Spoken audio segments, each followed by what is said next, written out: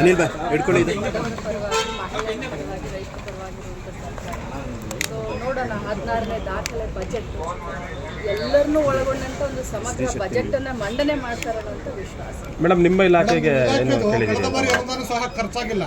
6 ತಿಂಗಳಿಂದ 3 ತಿಂಗಳಿಂದ ಬಾಕಿ ಉಳ್ಕೊಂಡಿದೆ ಅಂತ ಆರೋಪ ಇದೆ. ಈ ಬಾರಿ ಹೆಚ್ಚುವರಿ ಅನುದಾನ ಸಿಗುತ್ತಾ ಮತ್ತು ಒಟ್ಟಿಗೆ ಎಲ್ಲನೂ ಕ್ಲಿಯರ್ ಮಾಡ್ತೀವಿ. ನೋಡಿ, ಒಂದು ಮಾತನ್ನ ಹೇಳಲಿಕ್ಕೆ ಬಯಸ್ತೇನೆ. ನನ್ನ ಇಲಾಖೆ ಇಷ್ಟು ವರ್ಷ ಬೇರೆ ಇತ್ತು. ಈಗ ನನ್ನ ಇಲಾಖೆ ಬಹುದೊಡ್ಡ ಗಾತ್ರದ ಬಜೆಟನ್ನು ಒಳಗೊಂಡಂಥ ಇಲಾಖೆ ಆಗಿದೆ.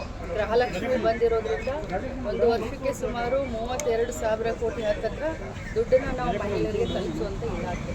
ಸೊ ಯಾವ ನಮ್ಮ ಇಲಾಖೆಯಲ್ಲಿ ಯಾವ ಅನುದಾನ ಕೂಡ ಉಳಿದಿರಲಿಲ್ಲ, ಎಲ್ಲ ಕೂಡ ಕರೆಕ್ಟಾಗಿ ಖರ್ಚಾಗಿದೆ. ಒಂದು 10% ಮಿಕ್ಕಿದೆ, ಅದು ಕೂಡ ಮಾರ್ಚ್ 30 ಒಳಗಡೆ ಅದನ್ನು ಕೂಡ ಮೇಡಮ್, ಗೃಹಲಕ್ಷ್ಮಿ ಪರಿಷ್ಕರಣೆ ಆಗಬೇಕು ಅನ್ನೋದು ಇದೆ.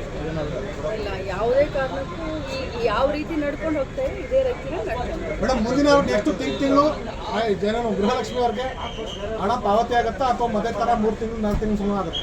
ಏನೂ ಇಲ್ಲ, ಸರ್ಕಾರ ದೊಡ್ಡ ಯೋಜನೆ ಮಾಡಿದೆ, ಹಣ ಹಾಕ್ತಾ ಇದ್ದೀವಿ. ನವೆಂಬರ್ ಡಿಸೆಂಬರ್ ಕ್ಲಿಯರ್ ಮಾಡಿದ್ದೀನಿ, ಜನವರಿ ಫೆಬ್ರವರಿ ಮಾಡಿದ್ರೆ ಕ್ಲಿಯರ್ ಆಗುತ್ತೆ. ಒಂದು 10 ದಿನ 15 ದಿನ ಹೆಚ್ಚು ಕಡಿಮೆ ಆಗ್ಬೋದೆ. ಆದರೆ ನೀವು ಮಹಾರಾಷ್ಟ್ರಕ್ಕೆ ನೋಡಿ, ಮಹಾರಾಷ್ಟ್ರಕ್ಕೆ ಕೇಳಿ, ಲಾಡ್ಲಿ ಬಹನ ಅಂತ ಹೇಳಿ ಎಲೆಕ್ಷನ್ಗಿಂತ ಮುಂಚೆ 2 ತಿಂಗಳು ದುಡ್ಡನ್ನು ಹಾಕಿದ್ರು. ತಮಗೆಲ್ಲರಿಗೂ ಗೊತ್ತಿದೆ, ಲಾಡ್ಲಿ ಬಹನ ಯೋಜನೆಯಿಂದ ಗೆದ್ದನು ಬಂದರು. ಈಗ ಹಣನೇ ಹಾಕ್ತಾ ಇಲ್ಲ, ಅದು ಕೂಡ ಮಾಧ್ಯಮದ ಎದುರುಗಡೆ ಬರಬೇಕಲ್ಲ. ಮಹಾರಾಷ್ಟ್ರದಲ್ಲಿ ಲಾಡ್ಲಿ ಬಹನಕ್ಕೆ ಹಣನೇ ಇಲ್ಲ. ಇಲ್ಲಿ BJPಯವರು ದೊಡ್ಡದಾಗಿ ಕ್ವಶನ್ ಕೇಳ್ತಾರೆ, 6 ತಿಂಗಳಿಂದ ಹಾಕಿಲ್ಲ, ಅಷ್ಟು ತಿಂಗಳಿಂದ ಹಾಕಿಲ್ಲ ಅಂತ. ಕರೆಕ್ಟಾಗಿ ಕರ್ನಾಟಕ ರಾಜ್ಯದಲ್ಲಿ ಗೃಹಲಕ್ಷ್ಮಿ ಹಣ ಅವ್ರ ಮನೆಗೆ ತಲುಪ್ತಾ ಇದೆ. ಆದರೆ ಅದೇ ಮಹಾರಾಷ್ಟ್ರದಲ್ಲಿ ಇಲೆಕ್ಷನ್ಗಿನ್ನ ಮುಂಚೆ ಮಾಡಿದ್ರು, ಇಲೆಕ್ಷನ್ ಆದಮೇಲೆ ಯೋಜನೆ ನಿಂತಿದೆ. ಇದು ಸಿದ್ದರಾಮಯ್ಯ ಕೊನೆ ಬಜೆಟ್ ಅಂತ ವಿಪಕ್ಷಗಳು ಹೇಳ್ತಾ ಇದ್ದಾರೆ ಮೇಡಮ್. ನೋಡಿ, ನಾನಂತರೂ ಭವಿಷ್ಯವನ್ನು ನೋಡೋದಿಲ್ಲ. ಮಾನ್ಯ ಮುಖ್ಯಮಂತ್ರಿಗಳಿಗೆ ಅಭಿನಂದನೆ ಸಲ್ಲಿಸ್ತೀನಿ. 16 ದಾಖಲೆ ಬಜೆಟನ್ನು ಮಂಡಿಸ್ತಾ ಇದ್ದಾರೆ. ಮೇಡಮ್, ಈ ಬಾರಿ ಬಜೆಟ್ ಆದ ನಂತರ ಅಥವಾ ಇನ್ನು ಈ ವರ್ಷದ ನಂತರ ಸಚಿವ ಸಂಪುಟ ಪುನರ್ರಚನೆ ಆಗುತ್ತೆ ಅಂತ ಕೆಲವರಿಗೆ ಇದು ಕೊನೆಯ ಸಚಿವ ಸಂಪುಟ ಅಥವಾ ಅದು ಬಜೆಟ್ ಆಗುತ್ತೆ ಅಂತ ಗೊತ್ತಿಲ್ಲ. ತುಂಬ ಒಂದು ಒಳ್ಳೆಯ ದಿನ ಇವತ್ತು. ಈ ಸಂದರ್ಭದಲ್ಲಿ ನಾನು ಏನು ಮಾತನಾಡಲಿಕ್ಕೆ ಹೋಗೋದಿಲ್ಲ. ಯಾಕಂತಂದರೆ ನಮ್ಮ ಕಾಂಗ್ರೆಸ್ ಪಕ್ಷದಲ್ಲಿ ಅನಿಲ್ ಬಾಯ್ ಹಿಡ್ಕೊಳ್ಳಿ ಇದು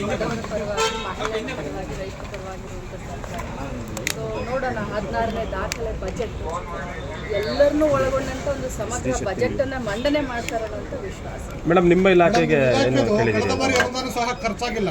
6 ತಿಂಗಳಿಂದ 3 ತಿಂಗಳಿಂದ ಬಾಕಿ ಉಳ್ಕೊಂಡಿದೆ ಅಂತ ಆರೋಪ ಇದೆ. ಈ ಬಾರಿ ಹೆಚ್ಚುವರಿ ಅನುದಾನ ಸಿಗುತ್ತಾ ಮತ್ತು ಒಟ್ಟಿಗೆ ಎಲ್ಲನೂ ಕ್ಲಿಯರ್ ಮಾಡ್ತೀವಿ. ನೋಡಿ, ಒಂದು ಮಾತನ್ನ ಹೇಳಲಿಕ್ಕೆ ಬಯಸ್ತೇನೆ. ನನ್ನ ಇಲಾಖೆ ಇಷ್ಟು ವರ್ಷ ಬೇರೆ ಇತ್ತು.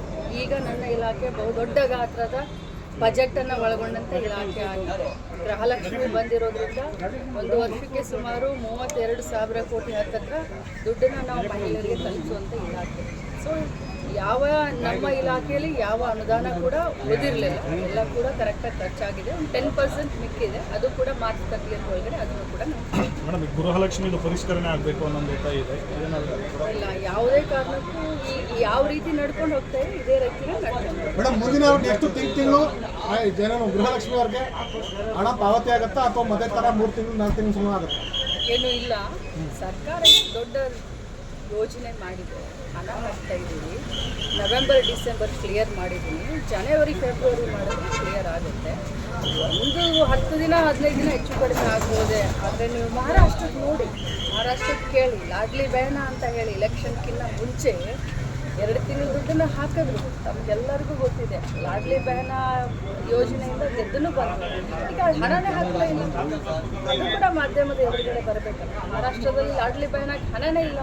ಇಲ್ಲಿ BJPಯವರು ದೊಡ್ಡದಾಗಿ ಕ್ವಶನ್ ಕೇಳ್ತಾರೆ, 6 ತಿಂಗಳಿಂದ ಹಾಕಿಲ್ಲ, ಅಷ್ಟು ತಿಂಗಳಿಂದ ಹಾಕಿಲ್ಲ ಅಂತ. ಕರೆಕ್ಟಾಗಿ ಕರ್ನಾಟಕ ರಾಜ್ಯದಲ್ಲಿ ಗೃಹಲಕ್ಷ್ಮಿ ಹಣ ಅವ್ರ ಮನೆಗೆ ತಲುಪ್ತಾ ಇದೆ. ಆದರೆ ಅದೇ ಮಹಾರಾಷ್ಟ್ರದಲ್ಲಿ ಇಲೆಕ್ಷನ್ಗಿನ್ನ ಮುಂಚೆ ಮಾಡಿದ್ರು, ಇಲೆಕ್ಷನ್ ಆದಮೇಲೆ ಯೋಜನೆ ನಿಂತಿದೆ. ಇದು ಸಿದ್ದರಾಮಯ್ಯ ಕೊನೆ ಬಜೆಟ್ ಅಂತ ವಿಪಕ್ಷಗಳು ಹೇಳ್ತಾ ಇದ್ದಾರೆ ಮೇಡಮ್. ನೋಡಿ, ನಾನಂತರೂ ಭವಿಷ್ಯವನ್ನು ನೋಡೋದಿಲ್ಲ.